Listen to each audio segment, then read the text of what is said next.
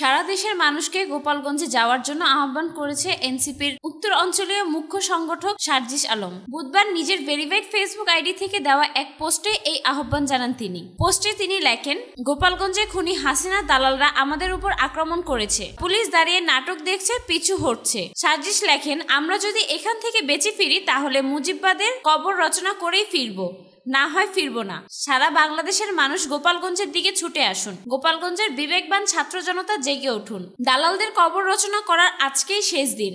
এইদিকে গোপালগঞ্জে সমাবেশ শেষে জাতীয় নাগরিক পার্টির পদযাত্রায় আবারও হামলা চালিয়েছে নিষিদ্ধ ছাত্রলীগের নেতাকর্মীরা। শেষ খবর পাওয়া পর্যন্ত পুলিশের সঙ্গে হামলাকারীদের ধাওয়া পাল্টা ধাওয়া চলছে। বুধবার দুপুর 3:30টার দিকে এই হামলার ঘটনা ঘটে। বর্তমান আইন শৃঙ্খলা বাহিনীর সদস্যরা ওই এলাকার পরিস্থিতি নিয়ন্ত্রণের চেষ্টা করছেন।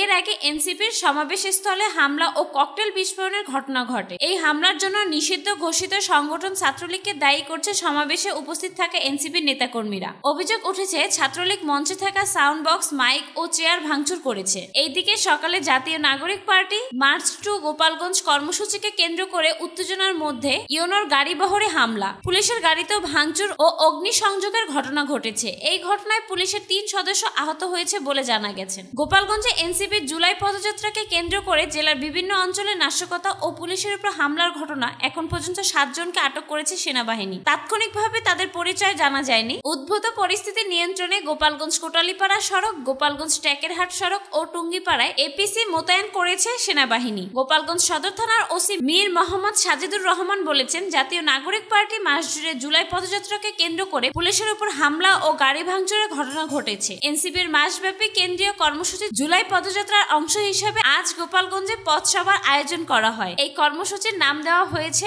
March two Gopalganj. আখি, নিউজ ডেস্ক, জনতার জাগরণ।